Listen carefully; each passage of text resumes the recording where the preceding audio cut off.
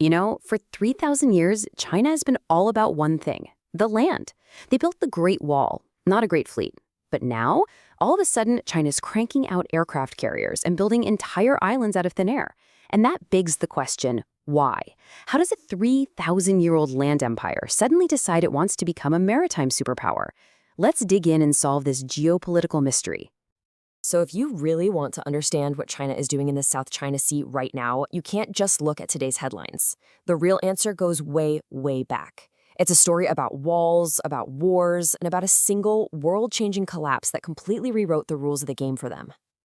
Okay, first things first, let's get a couple of key ideas straight. In geopolitics, you can basically boil countries down to two types: land powers and sea powers.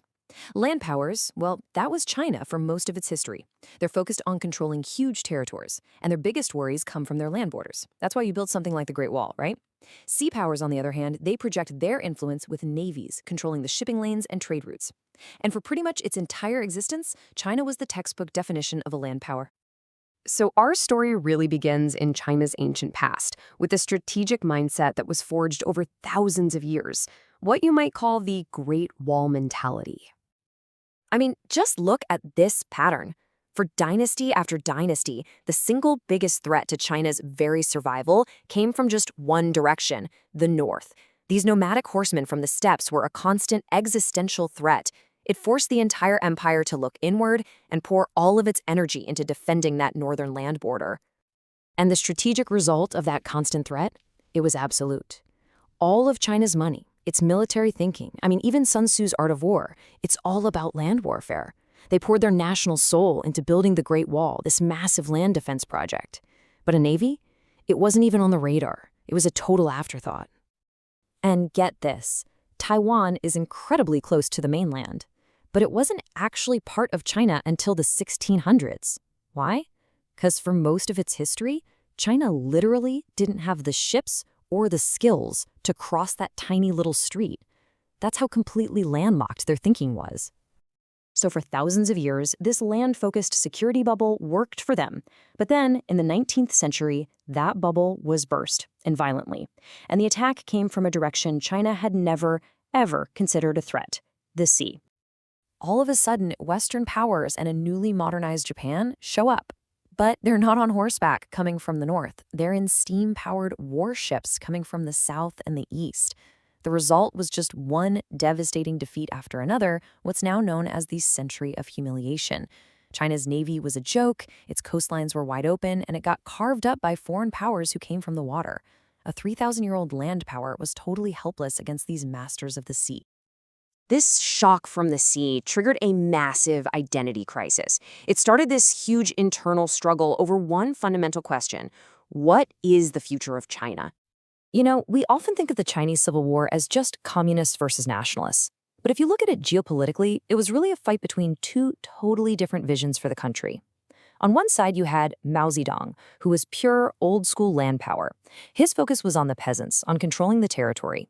On the other side was Chiang Kai-shek, who argued that China's only future was as a sea power. It had to build a navy, trade with the world, and basically learn to beat the West at its own game. Well, in the end, the land power vision won. Mao's massive peasant armies just overwhelmed Chiang's forces. And then came the ultimate irony. The guy who dreamed of China becoming a great sea power, Chiang Kai-shek, was forced to flee across the sea to Taiwan. The Great Wall mentality had won again. China turned its back on the ocean. So for the next few decades, that old land power pattern just kept going. But a geopolitical earthquake was on the horizon, one single event that was about to change absolutely everything. After Mao took over, the northern threat didn't just vanish, it just got a new name.